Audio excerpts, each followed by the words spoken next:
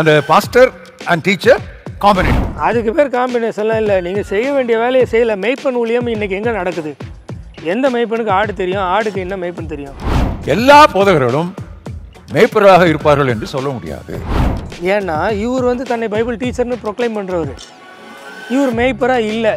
அதனால இது வந்து சபை என்று பொதுவாக இதில் எபேசியரில் வர்றது. It speaks about the body of Christ. Body of கிரைஸ்ட்னா என்ன? இப்போ இங்கே சென்னையில் ஒரு 5 பேர் மறுபடியும் பிறந்தவங்க அவங்க கூடுறாங்கன்னா அது பாடி ஆஃப் கிரைஸ்ட் இல்லையா? வேதத்திற்கு எதிரான கிறிஸ்தவர்களை வறுத்து எடுக்க போறோம். வாங்க. சபை பரிசுத்தவான்கள் சீர் பொருந்தும் பொருட்டு சபையின் பக்தி விருத்திக்காக தானே பவுல் சொல்கிறாரு. ஸோ அந்த ஐவகை ஊழியத்தை பற்றி நீங்கள் கொஞ்சம் உங்களுடைய அண்டர்ஸ்டாண்டிங் என்ன? 5-fold மினிஸ்ட்ரி ஞாபகம் இருக்கா? அங்கே இவர் வர வேண்டியது. அப்போ தான் இவருக்கு ஏதோ ப்ராப்ளம் ஆகி இவர் வரல. இப்போ மறுபடியும் ரீஎன்ட்ரி கொடுக்குறாரு. 5-fold மினிஸ்ட்ரிக்கு இவர் சொல்லி கொடுக்குறாராம். ஆரம்பமே அவுட்டு. பார்க்க தானே போகிறீங்க. இதில் கூட பார்த்தீங்கன்னா நீங்கள் அடிக்கடி அதை கவனிச்சிருப்பீங்க. Apostles, prophets, evangelist, pastors, teachers. இதில் வந்து எல்லாம் 4க்கு சம் இருக்கும். சிலரை முதல் 4க்கு இருக்கும். இந்த 5வது இதில் போதகர் டீச்சரில் வந்து சம் பாஸ்டர்ஸ் அண்ட் டீச்சர்ஸ் இருக்கும். அது எதுக்கு எல்லாத்துக்கும் போகணும்னு சொல்லி அது இல்லை, பர்பஸாக அதை விட்டுருக்காங்க. ஒரிஜினல்லையும் அப்படி தான் இருக்குது. Some pastors and teachers. வேத பண்டிட்னா அப்படியே பண்டிட் தான் இல்லை, பர்பஸாக பண்ணியிருக்காங்க. எல்லாம் கரெக்ட் மாதிரியே வரும். சூப்பராக வரும். லைட்டாக ட்விஸ்ட் வரும் பாருங்கள். அப்போ என்னன்னா pastoral ministry and teaching ministry are a joint ministry. But pastors எல்லாரும் டு சம் எக்ஸ்டென்ட் கண்டிப்பாக டீச்சர்ஸாக இருக்கணும். அதனால தான் நம்ம பாஸ்டருக்கு தமிழ் வந்து மேய்ப்பர்னு சொல்ல மாட்டேங்கிறோம், போதகருங்கிறோம். நீங்கள் டிரான்ஸ்லேட் பண்ணது தப்பாக இருக்கிறதுக்கெல்லாம் ஒரு விளக்கம். நீங்கள் சொல்கிறதெல்லாம் வேத வாக்காக எடுக்கணுமா? நம்ம பாஸ்டருக்கு மேய்ப்பர்னு சொல்ல மாட்டேங்கிறோம், போதகர்னு சொல்கிறோம். அதனால தான் சொல்கிறது. இன்றைக்கி நடக்கிறத வச்சா கம்பேர் பண்ணி பைபிளுக்கு கம்பேர் பண்ணணும். நியாயமாக என்ன சொல்லணும்? பாஸ்டர்னால் அதை மேய்ப்பன்னு தான் சொல்லணும். நீங்கள் போதகர்னு மாற்றிட்டீங்க. அதே மாதிரி வாரம் ஒரு டைம் ஒரு சொற்பொழிவு ஆட்டிட்டு போகிறாங்க, அதனால போதகர்னு மாற்றிட்டீங்க. அவங்க மேய்ப்பனாக இருக்கணும். மேய்ப்பன் ரோல் தான் பிப்ளிக்கலு. மந்தையை மேய்க்கிறவனுக்கு ஆடு யாருன்னு தெரியணும், ஆடுக்கு மேய்ப்பன் யாருன்னு தெரியணும். இப்படி தானே கொண்டு போகணும். நியாயமாக பிப்ளிக்கலாக கொண்டு போகணும். இப்படி தானே கொண்டு போகணும். ஆனால் இங்கே ஒருத்தர் வந்து சொற்பொழிவு ஆட்டுவார், எதிரில் இருக்கிறவங்க யாருமே யாருன்னே தெரியாது. ஏன் எதிரில் இருக்கிறவங்களுக்கே பக்கத்தில் இருக்கிறவங்க யாருன்னு தெரியாது, இவனும் யாருன்னு தெரியாது. ஆனால் சர்ச்சுன்னு சொல்லிக்கிறாங்க. ஒரு மீட்டிங் அட்டன் பண்ணுற மாதிரி அட்டன் பண்ணிவிட்டு அதை சர்ச்சுன்னு சொல்கிறாங்க. ஆனால் அப்படி இருக்கக்கூடாது. ஃபங்க்ஷனல் பாடியாக இருக்கணும், செயல்படுற கூட்டமாக இருக்கணும். மேய்ப்பனுக்கு ஆடு யாருன்னு தெரியணும், இப்படி சொல்லணுமா? இல்லை. அதனால தான் நம்ம போதகர்னு சொல்கிறோம். அதனால் டீச்சிங்னு ஒரு பிட்டை போட்டு எங்கேயோ கொண்டு போகணுமா? ஏஜி சபை போதகர் அப்படி தானே சொல்கிறோம். ஏஜி பாஸ்டர் பட் போதகர். சரியாக சொல்லணும்னா ஏஜி சபை மேய்ப்பர்னு சொல்லணும். ஆனால் நம்ம போதகர்னு சொல்கிறோம். அப்போ என்னென்னா காம்பினேஷன். அந்த பாஸ்டர் அண்ட் டீச்சர் காம்பினேஷன். அதுக்கு பேர் காம்பினேஷன்லாம் இல்லை. நீங்கள் செய்ய வேண்டிய வேலையை செய்யலை. மெய்ப்பன் ஊழியம் இன்றைக்கி எங்கே நடக்குது? எந்த மெய்ப்பனுக்கு ஆடு தெரியும்? ஆடுக்கு என்ன மெய்ப்பன் தெரியும்? அவன் பர்சனல் விஷயமும் தெரியணும், ஸ்பிரிச்சுவலாக அவன் எந்த ரேஞ்சில் இருக்கான்னு தெரியணும். ரெண்டுத்துக்குமே சப்போர்ட் பண்ணணும். என்னுடைய கைகளே உங்களுக்காக பிரயாசப்பட்டது. எப்படி அந்த மேய்ப்பனுக்கு தெரிஞ்சுது? கைகள் பிரயாசப்பட்டு இன்னொருத்தனுக்கு அவனுடைய ஆடுகளுக்கு தரணும்னு மேய்ப்பனுக்கு எப்படி தெரிஞ்சுது? மந்தையிலேருந்து கறக்கிறதுக்கு நமக்கு அதிகாரம் இல்லையான்னு கேட்குறாங்க. ஏன்? லிட்டரலாக அவங்க மந்தையாக இருக்கணும். நீங்கள் சும்மா ஒரு மீட்டிங் நடத்துவீங்க, யாருன்னே தெரியாது, அது வேறு. அதில் 1 லட்சம் 2 லட்சம் கொடுத்தா உங்களுக்கு தெரிஞ்சிடும். இதோ இப்போ பாருங்களேன், ஒருத்தர் கொடுப்பாரு, அப்படி கண்ணடிச்சு கூப்பிட்டு போவார் பாருங்கள். என்எல்சிசி பில்டிங்க்காக இயர்லி 10,000 நான் வந்து பொருத்தனை பண்ணிப்பேன். இந்த டைம் வந்து 1 lakh பண்ணியிருந்தேன். எனக்கு நம்பிக்கை இல்லை 1 lakh கொடுப்பேன்னு சொல்லிட்டு. ஆனால் போன மாதத்தில் சேலரி 1 lakh ஏற்றி கொடுத்துருக்காங்க. எனக்கு கத்துக்கு ஸ்தோத்திரம். கைகளை தட்டி கத்துரை துதிப்பு ஆண்டவர் கொடுத்த அற்புதத்துக்காக. பாஸ்டர் ஜெபம் பண்ணுவாங்க. உண்டாகும்படி குப்பம்மாளவுடைய வீடு விற்கப்பட பியூலா சோபி அவருடைய வாழ்க்கையில் நல்ல குழந்தை பாக்கியம் கிடைக்க முடியாது. ரூபன் ஆண்டு பார்த்தீங்களா? இப்போ தெரியும். இப்போ இந்த மேய்ப்பனுக்கு இந்த நபரை நல்லா தெரிஞ்சிடும். அதுவும் தொடர்ந்து அதுக்கப்புறம் ஒரு 2-3 வருஷம் அவர் கொடுக்கலன்னா தெரியாது. அடிக்கடி இதை மாதிரி கொடுத்தாருன்னா இன்னும் நல்லா தெரிஞ்சிடும். மற்றவங்கெல்லாம் அதுங்கெல்லாம் ஆடே கிடையாது, அதுங்க வந்துட்டு போகுது ஏதோ ஒன்று. அப்படியா? அதுதான் சர்ச்சா? எல்லா மேய்ப்பர்களும் அவருடைய அழைப்பின்படி ஓரளவுக்காவது போதகர்களாக இருக்க வேண்டும். எல்லா போதகர்களும் மேய்ப்பராக இருப்பார்கள் என்று சொல்ல முடியாது. ஏன்னா இவர் வந்து தன்னை பைபிள் டீச்சர்னு ப்ரொக்ளைம் பண்ணுறவர். இவர் மேய்ப்பராக இல்லை. அதனால இவராக ஒரு கொள்கைக்குள்ளே வந்துட்டார். யார் சொன்னால்? பர்பஸ்ஃபுல்லாக பண்ணியிருக்கு, சும்மாலாம் பண்ணலை. அங்கே வர்பலாக பர்பஸ்ஃபுல்லாக பண்ணியிருக்கு. ரெண்டுமே இன்டர்லிங்க்டு கம்பைன்டு ரோலு அதனால அப்படின்னு சொல்ல தெரிஞ்சதில்ல.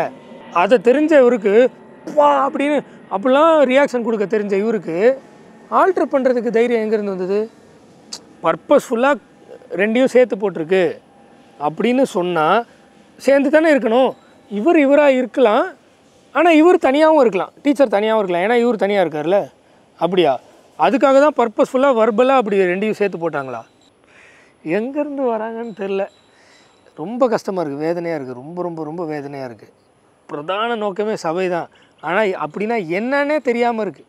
இதில் 2 குரூப். அதில் பார்த்தீங்கன்னா அப்போஸ்தலர்ஸ், ப்ராஃபட்ஸ், இவாஞ்சலிஸ்ட், இவர்கள் சலன ஊழியர், மொபைல் மினிஸ்டர்ஸ், இடம் விட்டு இடம் போகிறவர்கள். அவர்கள் ரெசிடென்ஷியல் மினிஸ்டர் கிடையாது. ஒரு லோக்கல் சர்ச்சுக்குள்ளேயே ஒரு அப்போஸ்தலர் இருக்க மாட்டார். சொன்னேன்னா ஆரம்பத்தில் அவருக்கு அடிப்படையே தெரியாதுன்னு. இப்போ வராரு பாருங்க, லோக்கல் சர்ச்சுக்குள்ளே இருக்க மாட்டார். இவங்கெல்லாம் அப்படியே ஊர் சுற்றுற உலகம் சுற்றும் வாலிபர்கள் அப்படி சுற்றிக்கிட்டே இருப்பாங்க, லோக்கல் சர்ச்சில் இருக்க மாட்டாங்க. அந்த இடத்துக்கு போய் படித்தா அப்பட்டமாக தெரியும். இருந்தாலும் இவர் என்ன சொல்கிறாருலாம் கேட்டுட்டு அப்புறம் படிப்போம். லோக்கல் சர்ச்சுக்குள்ளேயே ஒரு இவாஞ்சலிஸ்ட் இருக்க இவங்க எல்லாம் வந்து mobile ministers. But pastors they are residential ministers. அவர்கள் தங்கள் ஊழியம். முதல் வந்து சலன ஊழியம், இது வந்து தங்கள் ஊழியம். அவங்க வந்து ரெசிடென்ஷியல் மினிஸ்டர் இருந்து வேலை செய்கிறோம். இன்றைக்கி உலகத்தில் என்ன நடக்குதோ அதை ஜஸ்டிஃபை பண்ணணும். அதுக்கு நான் எப்படி வேணால் பேசுவேன். அப்படியா? 5-fold மினிஸ்ட்ரி அந்த வசனத்தில் அப்படி தான் இருக்கா? உங்கள் இஷ்டத்துக்கு நீங்கள் பிரிச்சுருவீங்களா? சபையில் ஏற்படுத்தினார் அப்படின்னு இருக்கும். அதில் 3 வந்து லோக்கல் சர்ச் இல்லை, யூனிவர்சல் சர்ச்சு. 4வது 5வது மட்டும் லோக்கல் சர்ச்சு. அப்படியா? அவங்க வந்து இருந்த இடத்துல அப்படியே போட்டுருவாங்க, பெஞ்சு தைச்சிட்டே இருப்பாங்க வருஷங்கள், அப்புறம் அவங்க பிள்ளைகள். அப்படியா? யார் சொன்னா? எந்த பைபிளில் அப்படி இருக்குது? ஆனால் இவங்கெல்லாம் பெரிய வேத பண்டிதர்கள், சீர்திருத்தத்துக்கு வந்துட்டாங்க, எழுப்புதலுக்கு வந்துட்டாங்க. அதுலேயும் டீச்சர்னு சொல்லி ஸ்பெஷலாக இருக்கிறவங்க அவங்க வந்து அவங்களும் மொபைலுக்குள்ளே போயிடுவாங்க. ஸோ இதில் 4 வந்து மொபைல், 1 வந்து ரெசிடென்ஷியல் ஆர் லோக்கல், அந்த வேர்டும் போடலாம், மினிஸ்டர்ஸ். ஏன்னா இவர் டீச்சரு, இவர் ஒரு இடத்துல அடங்கி இல்லை, எங்கெங்கேயோ சுற்றி நிற்கிறாரு. பைபிள் படி சபைனா என்ன மக்களே? ஒரு சின்ன கூட்டம், ஆண்டவரால் தெரிந்து கொள்ளப்பட்ட மறுபடியும் பிறந்த தேவனுடைய பிள்ளைகள். அவங்க எல்லாரும் பிரதானமாக எதை கீழ்ப்பிடிவாங்க? நீங்கள் புறப்பட்டு போய் சகல ஜாதிகளுக்கும் சொல்லுங்கன்னு கீழ்ப்பிடிவாங்க. அப்படி கூட்டமாக செயல்படுவாங்க. அதில் கண்ணானது கண்ணுடைய வேலையை செய்யும், கையோட வேலையை செய்யும், நகத்துடைய வேலையை செய்யும். ஆனால் எல்லாம் வேலை செய்ய தான்.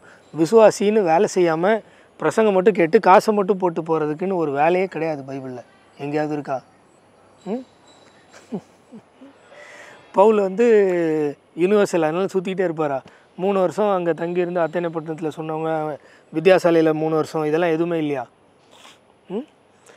எல்லாருமே அப்படி தான் இருக்கணும். ஆனால் இவங்க ஒரு ட்ரஸ்ட்டை ஒன்று ஓப்பன் பண்ணி பாபேல் கோபுரம் ஒன்று கட்டி அங்கேயே இருந்துருவாங்க பரம்பரையாக. அதை ஜஸ்டிஃபை பண்ணுறதுக்கு யூனிவர்சல் லோக்கல்னு பிரிக்கணுமா?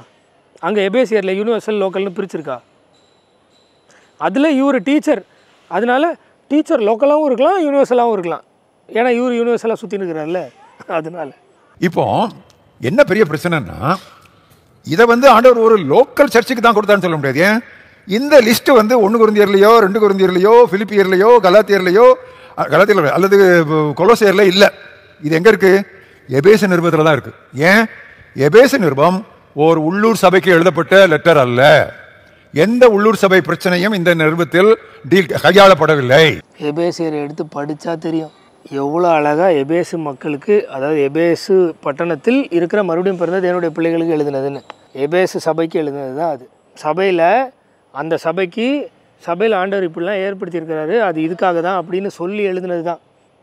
நீங்கள் இல்லை யார் படித்தாலும் தெரியும், கம்மி அதிகாரம் தான் இருக்கும். எடுத்து படிங்க ப்ளீஸ், தயவு செஞ்சு படிங்க. இவர் சொல்கிறத நம்பாதீங்க, பச்சை போய். இவர் சொல்கிறது தயவு செஞ்சு நம்பாதீங்க, எடுத்து படிச்சிருங்க ப்ளீஸ். எபேசியர் வந்து ரொம்ப சின்ன புக்கு தான், ஈஸியாக படிக்கலாம். இது வந்து சபை என்று பொதுவாக இதில் எபேசியரில் வர்றது, it speaks about the body of Christ. Body of கிரைஸ்ட்னா என்ன? இப்போ இங்கே சென்னையில் ஒரு 5 பேர் மறுபடியும் பிறந்தவங்க அவங்க கூடுறாங்கன்னா அது பாடி ஆஃப் கிரைஸ்ட் இல்லையா?